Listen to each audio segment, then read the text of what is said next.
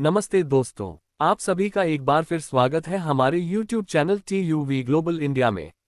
दोस्तों, इस ISO 9001 ratio 2015 training series में हम स्टैंडर्ड के क्लॉजेस को सिर्फ पढ़ नहीं रहे, बल्कि यह समझने की कोशिश कर रहे हैं कि ISO ऑर्गेनाइजेशन से प्रैक्टिकली क्या एक्सपेक्ट करता है। पिछले हिस्से में हमने देखा कि ऑर्गेनाइजेशन अपने इंटरनल और एक्सटर्नल कॉन्टेक्स्ट को कैसे समझती है और यह अंडरस्टैंडिंग कैसे पूरे क्वालिटी मैनेजमेंट सिस्टम की फाउंडेशन बनती है। अब इसी फाउंडेशन के ऊपर ISO 9001 रेशियो 2015 अगला सवाल पूछता है, ऑर्गेनाइजेशन किन किन लोगों और ग्रुप से जुड़ी हुई है और उनसे क्या क्या एक्सपेक्टेशंस जुड़ी हैं जो क्वालिटी और QMS को इम्पैक्ट कर सकती हैं। यहीं से स्टार्ट होता है ISO 9001 रेशियो 2015 क्लॉज 4.2, यानी understanding the needs and expectations of interested parties. इस क्लॉज में फोकस होता है कि ऑर्गेनाइजेशन यह आइडेंटिफाई करे कि उसके इंटरेस्टेड पार्टीज कौन हैं और उनकी कौन सी नीड्स और एक्सपेक्टेशंस क्वालिटी मैनेजमेंट सिस्टम के लिए रेलेवेंट हैं। अगर इंटरेस्टेड पार्टीज की एक्सपेक्टेशंस क्लियर नहीं होंगी तो क्वालिटी ऑब्जेक्टिव्स सही सेट नहीं होंगे, रिस्क्स मिस हो जाएंगे और कस्टमर सेटिस्फैक्शन पर डायरेक्ट इम्पैक्ट पड़ेगा। इसीलिए क्लॉज 4.2 क्लॉज 4.1 के इमीडिएटली बाद आता है, ताकि ऑर्गेनाइजेशन का कॉन्टेक्स्ट स्टेक होल्डर्स की एक्सपेक्टेशंस से प्रॉपर्ली कनेक्ट हो सके। अब इसी अंडरस्टैंडिंग के साथ हम डिटेल में देखेंगे कि इंटरेस्टेड पार्टीज कौन होते हैं और ISO 9001 रेशियो 2015 इस क्लॉज में ऑर्गेनाइजेशन से एग्जैक्टली क्या चाहता है। Understanding the needs and expectations of interested parties. अब क्लॉज 4.2 को क्लियर तरीके से समझते हैं और देखते हैं कि understanding the needs and expectations of interested parties का एक्चुअल मतलब क्या है। ISO 9001 रेशियो 2015 का ये क्लॉज ऑर्गेनाइजेशन से यह रिक्वायर करता है कि वह अपने इंटरेस्टेड पार्टीज को आइडेंटिफाई करे, इसके साथ साथ यह भी समझे कि उनकी नीड्स और एक्सपेक्टेशंस क्या हैं। यहाँ एक बहुत इंपॉर्टेंट पॉइंट है, ISO यह नहीं कहता कि हर एक्सपेक्टेशन को QMS में कन्वर्ट करना जरूरी है। क्लॉज 4.2 में सिर्फ वही नीड्स और एक्सपेक्टेशंस कंसिडर की जाती हैं जो क्वालिटी मैनेजमेंट सिस्टम के लिए रेलेवेंट हो। अब ये क्लॉज इतना इंपॉर्टेंट क्यों है? क्वालिटी सिर्फ कस्टमर्स से इन्फ्लुएंस नहीं होती, ऑर्गेनाइजेशन के कई स्टेक होल्डर्स होते हैं जो प्रोडक्ट क्वालिटी, कंप्लायंस और ओवरऑल बिजनेस कंटिन्यूटी को इम्पैक्ट करते हैं।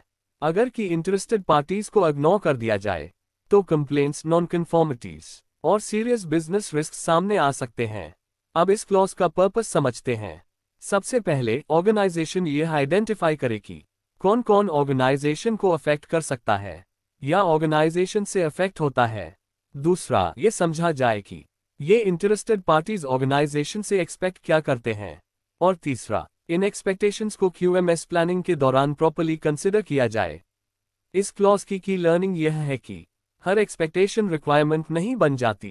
QMS के लिए सिर्फ वही एक्सपेक्टेशंस कंसिडर की जाती हैं जो ऑर्गेनाइजेशन की क्वालिटी, कंप्लायंस और परफॉर्मेंस को डायरेक्टली इम्पैक्ट करती हो। इसी वजह से clause 4.2 risk planning, QMS scope definition और कस्टमर सेटिस्फैक्शन को डायरेक्टली सपोर्ट करता है। Meaning of interested parties. अब आगे बढ़ते हुए ये क्लियर करते हैं कि इंटरेस्टेड पार्टीज का मतलब आखिर होता क्या है। ISO 9001 2015 के अकॉर्डिंग इंटरेस्टेड पार्टीज वो इंडिविजुअल्स या ऑर्गेनाइजेशंस होते हैं जो ऑर्गेनाइजेशन की एबिलिटी को अफेक्ट कर सकते हैं कि वह क्वालिटी प्रोडक्ट्स या सर्विसेज प्रोवाइड कर पाए या नहीं।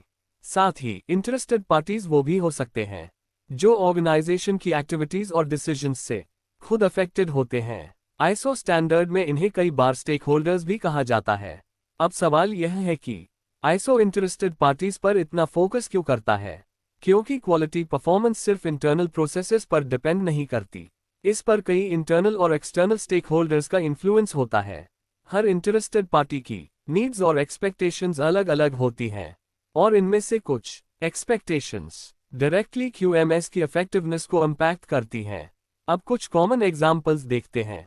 कस्टमर्स जो क्वालिटी और डिलीवरी एक्सपेक्ट करते हैं, एम्प्लॉइज जिनसे कॉम्पिटेंस और प्रोसेस एग्जीक्यूशन जुड़ा होता है, सप्लायर्स जिनका मटेरियल और सर्विस क्वालिटी पर इफेक्ट पड़ता है, टॉप मैनेजमेंट जो डायरेक्शन और रिसोर्सेज प्रोवाइड करती है, रेगुलेटरी और स्टैट्यूटरी अथॉरिटीज जो कंप्लायंस एंश्योर करती हैं, ओनर्स या शेयर होल्डर्स जिनकी बिजनेस सस्टेनेबिलिटी में इंटरेस्ट होती है, और सोसाइटी या लोकल कम्युनिटी जो सेफ्टी और एनवायरनमेंटल इम्पैक्ट से जुड़ी होती है। यहाँ एक इम्पॉर्टेंट क्लैरिफिकेशन समझना जरूरी है, खासकर ट्रेनिंग के पॉइंट ऑफ व्यू से। इंटरेस्टेड पार्टीज सिर्फ कस्टमर्स तक लिमिटेड नहीं होते। ISO 9001 कोई फिक्स्ड लिस्ट प्रोवाइड नहीं करता। हर ऑर्गेनाइजेशन को अपने बिजनेस साइज और नेचर के अकॉर्डिंग रेलेवेंट इंटरेस्टेड पार्टीज खुद आइडेंटिफाई करने होते हैं। Types of interested parties. अब इंटरेस्टेड पार्टीज को और क्लियर करने के लिए ISO 9001 उन्हें प्रैक्टिकली दो कैटेगरीज में समझने की बात करता है, इंटरनल और एक्सटर्नल इंटरेस्टेड पार्टीज। सबसे पहले बात करते हैं इंटरनल इंटरेस्टेड पार्टीज की। ये वो पार्टीज होती हैं जो ऑर्गेनाइजेशन के अंदर होती हैं और डेली ऑपरेशंस तथा क्वालिटी परफॉर्मेंस को डायरेक्टली इन्फ्लुएंस करती हैं, जैसे टॉप मैनेजमेंट जो डायरेक्शन और रिसोर्सेज डिसाइड करती है, एम्प्लॉयज और ऑपरेटर्स जो प्रोसेसेस को एक्चुअली एग्जीक्यूट करते हैं, प्रोसेस ओनर्स जो प्रोसेस कंट्रोल और इम्प्रूवमेंट के रिस्पॉन्सिबल होते हैं, और क्वालिटी व सपोर्ट टीम्स जो सिस्टम को मेंटेन और सपोर्ट करती हैं। अब आते हैं एक्सटर्नल इंटरेस्टेड पार्टीज पर। ये पार्टीज ऑर्गेनाइजेशन के बाहर होती हैं, लेकिन रिक्वायरमेंट्स, कंप्लायंस और ओवरऑल बिजनेस कंडीशंस को स्ट्रांगली इन्फ्लुएंस करती हैं। इसमें कस्टमर्स और एंड यूजर्स, सप्लायर्स और सब कंट्रैक्टर्स, रेगुलेटरी और स्टैट्यूटरी अथॉरिटीज, सर्टिफिकेशन बॉडीज और सोसाइटी या लोकल कम्युनिटी शामिल होते हैं। अब सवाल यह है कि इस तरह की क्लासिफिकेशन यूजफुल क्यों है? इससे इंटरेस्टेड पार्टीज को सिस्टमैटिक तरीके से आइडेंटिफाई करना आसान हो जाता है, एनालिसिस सिंपल और क्लियर रहता है, और यह इंश्योर होता है कि कोई क्रिटिकल स्टेक होल्डर मिस न हो। यहाँ ट्रेनिंग के पॉइंट ऑफ व्यू से एक इंपॉर्टेंट क्लैरिफिकेशन समझना जरूरी है। सभी इंटरेस्टेड पार्टीज का इम्पैक्ट लेवल एक जैसा नहीं होता। ऑर्गेनाइजेशन को खुद डिसाइड करना होता है कि कौन से इंटरेस्टेड पार्टीज रेलेवेंट हैं और उनकी कौन सी नीड्स और एक्सपेक्टेशंस क्वालिटी मैनेजमेंट सिस्टम को अफेक्ट करती हैं। नीड्स वीज एक्सपेक्टेशंस ऑफ इंटरेस्टेड पार्टीज। अब क्लॉज 4.2 को सही तरह से अप्लाई करने के लिए एक बहुत इंपॉर्टेंट कॉन्सेप्ट समझना जरूरी है, नीड्स और एक्सपेक्टेशंस के बीच का डिफरेंस। सबसे पहले समझते हैं कि नीड्स क्या होती हैं। नीड्स वो एसेंशियल रिक्वायरमेंट्स होती हैं जो फुलफिल नहीं हुई तो प्रोडक्ट क्वालिटी अफेक्ट हो सकती है, नॉन कन्फॉर्मिटीज आ सकती हैं, या बिजनेस और कंप्लायंस रिस्क क्रिएट हो सकते हैं।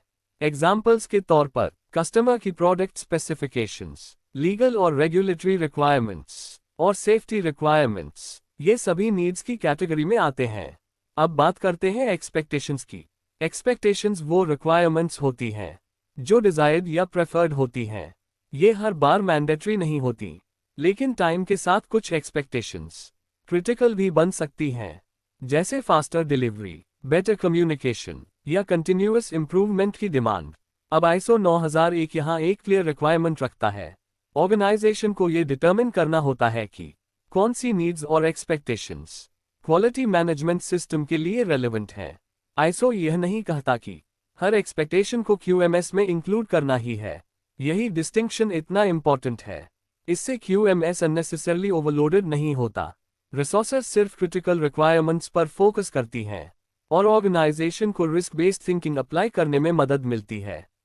Determining relevant requirements of interested parties. अब क्लॉज 4.2 के इस हिस्से में ISO 9001:2015 ऑर्गेनाइजेशन से एग्जैक्टली क्या एक्सपेक्ट करता है, इसे क्लियरली समझते हैं। ISO 9001 ये रिक्वायरमेंट रखता है कि ऑर्गेनाइजेशन ये डिटर्मिन करे कौन से इंटरेस्टेड पार्टीज QMS के लिए रेलेवेंट हैं और उनकी कौन सी नीड्स और एक्सपेक्टेशंस एक्चुअल रिक्वायरमेंट्स बनती हैं। यहाँ अगेन एक इंपॉर्टेंट पॉइंट है, ISO सिर्फ रेलेवेंट रिक्वायरमेंट्स को कंसिडर करने को कहता है, हर एक्सपेक्टेशन को कंट्रोल करने की जरूरत नहीं होती। अब प्रैक्टिकली ऑर्गेनाइजेशन रेलेवेंस कैसे डिसाइड करती है? नॉर्मली एवैल्यूएशन इन पॉइंट्स के बेसिस पर किया जाता है। इसका प्रोडक्ट या सर्विस क्वालिटी पर इम्पैक्ट क्या है, कस्टमर सेटिस्फैक्शन पर कितना असर पड़ता है, लीगल या रेगुलेटरी कंप्लायंस पर इफेक्ट है या नहीं, और ओवरऑल बिजनेस कंटिन्यूटी पर इसका इन्फ्लुएंस क्या है। इसी एवैल्यूएशन के बाद रिक्वायरमेंट्स फिल्टर होती हैं। कुछ क्लियर एग्जांपल्स देखें।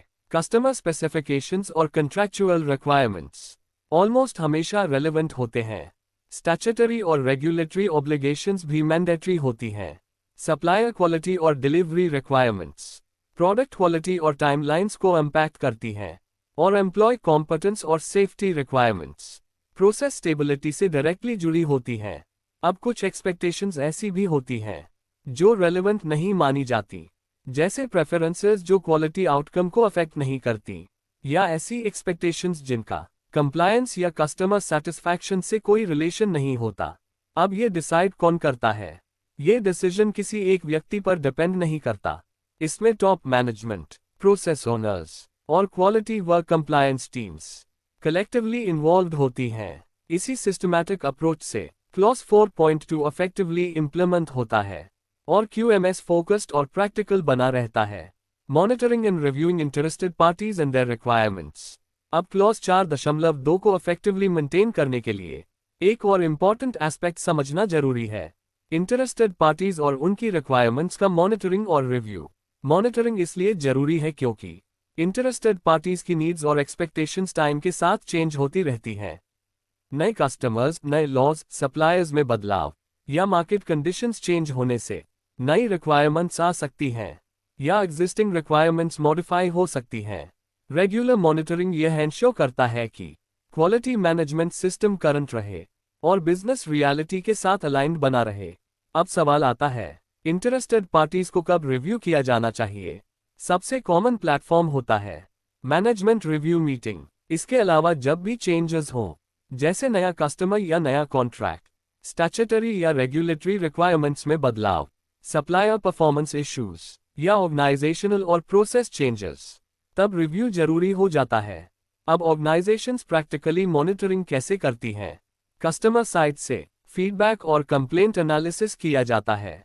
कॉन्ट्रैक्ट्स और कस्टमर स्पेसिफिकेशंस रेगुलरली रिव्यू होते हैं। सप्लायर्स के लिए सप्लायर परफॉर्मेंस एवैल्यूएशन किया जाता है। रेगुलेटरी और कंप्लायंस अपडेट्स ट्रैक की जाती हैं और इंटरनल ऑडिट्स भी मॉनिटरिंग का एक स्ट्रॉन्ग टूल होते हैं। अब रिस्पॉन्सिबिलिटी की बात करें। मॉनिटरिंग किसी एक डिपार्टमेंट की रिस्पॉन्सिबिलिटी नहीं होती। इसमें टॉप मैनेजमेंट, प्रोसेस ओनर्स और सेल्स, परचेस, क्वालिटी और कंप्लायंस फंक्शंस सभी इन्वॉल्व होते हैं। अगर मॉनिटरिंग वीक हो तो कस्टमर या लीगल रिक्वायरमेंट्स मिस हो सकती हैं, नॉन कन्फॉर्मिटीज का रिस्क बढ़ जाता है और अल्टीमेटली कस्टमर सेटिस्फैक्शन डिक्लाइन होने लगती है। इसीलिए क्लॉज 4.2 में इंटरेस्टेड पार्टीज को आइडेंटिफाई करना ही नहीं, बल्कि उनकी रिक्वायरमेंट्स को कंटिन्यूअसली मॉनिटर और रिव्यू करना भी इक्वली इंपॉर्टेंट माना गया है। Documented information and evidence clause 4.2। अब क्लॉज 4.2 के साथ एक प्रैक्टिकल ऑडिट रिलेटेड क्वेश्चन आता है, क्या डॉक्यूमेंटेड इंफॉर्मेशन मैंडेटरी है या नहीं?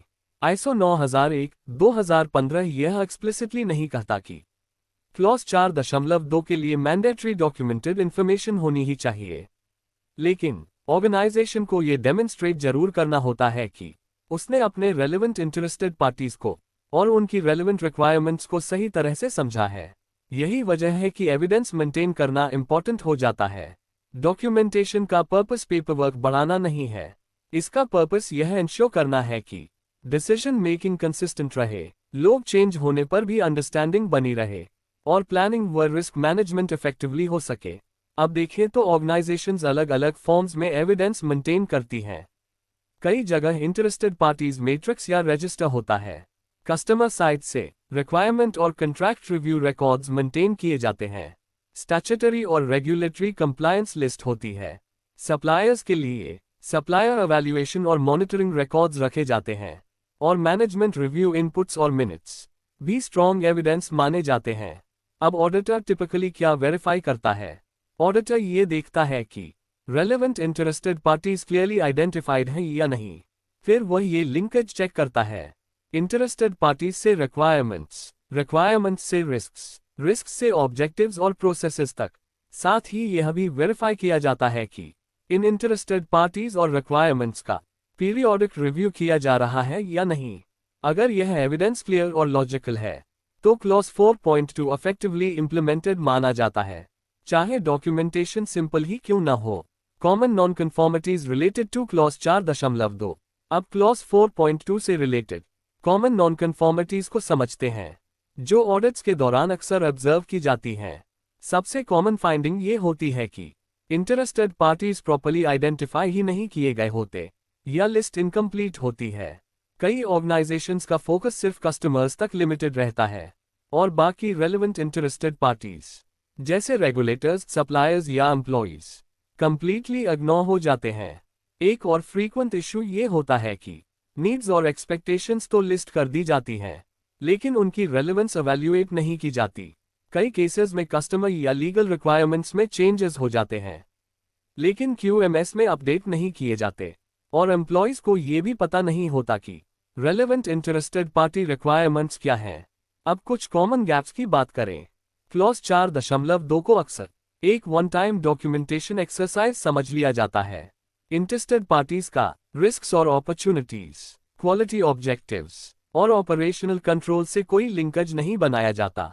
मैनेजमेंट इन्वॉल्वमेंट वीक रहती है, जिसकी वजह से क्लॉज प्रैक्टिकली इंप्लीमेंट नहीं हो पाता। ऑडिट्स में ऐसे ऑब्जर्वेशंस फ्रीक्वेंटली देखने को मिलते हैं, जैसे organization has not identified regulatory authorities as interested parties, या relevant customer specific requirements are not reflected in QMS planning, या फिर no evidence of review of interested parties and their requirements. अब सवाल यह है कि ऐसी नॉन कन्फॉर्मिटीज होती क्यों हैं? में रीजंस होते हैं।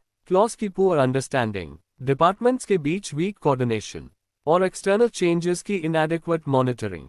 इसीलिए क्लॉज 4.2 को इफेक्टिवली इंप्लीमेंट करने के लिए सिर्फ डॉक्यूमेंट बनाना इनफ नहीं है। Strong understanding, cross functional involvement और रेगुलर रिव्यू बहुत जरूरी है। Clause 4.2 in practice.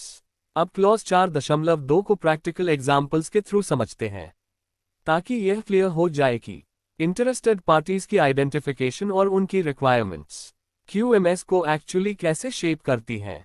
सबसे पहले मैन्युफैक्चरिंग इंडस्ट्री का एग्जाम्पल लेते हैं। एक मैन्युफैक्चरिंग ऑर्गेनाइजेशन ने अपने इंटरेस्टेड पार्टीज आइडेंटिफाई किए, कस्टमर्स, सप्लायर्स, एम्प्लॉइज और रेगुलेटरी अथॉरिटीज। अब उनकी रेलेवेंट नीड्स और एक्सपेक्टेशंस देखी गईं। कस्टमर्स की तरफ से प्रोडक्ट स्पेसिफिकेशंस और ऑन टाइम डिलीवरी क्रिटिकल थी। सप्लायर्स के केस में क्लियर क्वालिटी रिक्वायरमेंट्स और टाइमली पेमेंट इंपॉर्टेंट था। रेगुलेटर्स की तरफ से सेफ्टी और स्टैट्यूटरी कंप्लायंस मैंडेटरी थी। इस कॉन्टेक्स्ट का QMS पर डायरेक्ट इम्पैक्ट पड़ा। कॉन्ट्रैक्ट रिव्यू प्रोसेस को स्ट्रेंथन किया गया, supplier evaluation criteria clearly define किए गए और कंप्लायंस रिक्वायरमेंट्स को मैनेजमेंट रिव्यू का रेगुलर इनपुट बनाया गया। अब एक ऑटोमोटिव सप्लायर का एग्जाम्पल देखें। यहाँ इंटरेस्टेड पार्टीज में OEM कस्टमर्स, सर्टिफिकेशन बॉडीज और एम्प्लॉइज शामिल थे। OEM कस्टमर्स की एक्सपेक्टेशंस थीं जीरो डिफेक्ट क्वालिटी और प्रॉपर ट्रेसेबिलिटी। सर्टिफिकेशन बॉडीज की रिक्वायरमेंट थी ISO और IATF कंप्लायंस।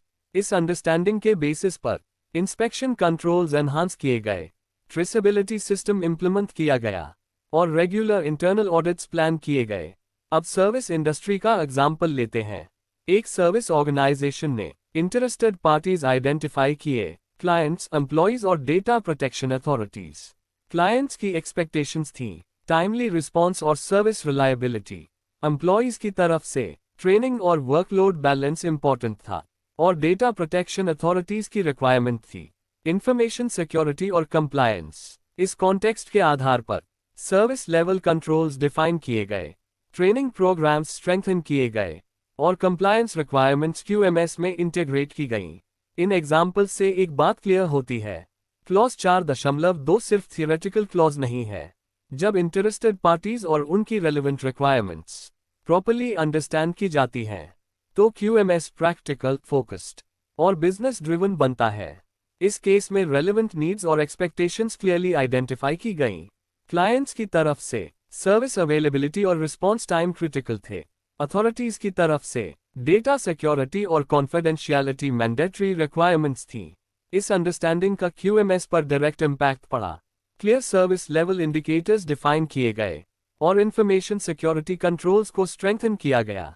अब इन एग्जाम्पल्स से जो मैं लर्निंग निकल कर आती है, वो समझना बहुत जरूरी है। सभी इंटरेस्टेड पार्टीज को एक ही लेवल पर ट्रीट नहीं किया जाता। ऑर्गेनाइजेशन को ये डिसाइड करना होता है कि कौन सी रिक्वायरमेंट्स रेलेवेंट हैं। QMS में सिर्फ वही नीड्स और एक्सपेक्टेशंस इंटीग्रेट की जाती हैं जो क्वालिटी, कंप्लायंस और परफॉर्मेंस को डायरेक्टली इम्पैक्ट करती हो। यही वजह है कि क्लॉज 4.2 डायरेक्टली इन्फ्लुएंस करता है रिस्क प्लानिंग, ऑपरेशनल कंट्रोल्स और अल्टीमेटली कस्टमर सेटिस्फैक्शन। अगर इंटरेस्टेड पार्टीज की एक्सपेक्टेशंस क्लियर हैं, तो रिस्क्स बेटर मैनेज होते हैं, प्रोसेसेस कंट्रोल में रहते हैं और कस्टमर सेटिस्फैक्शन नेचुरली इंप्रूव होती है।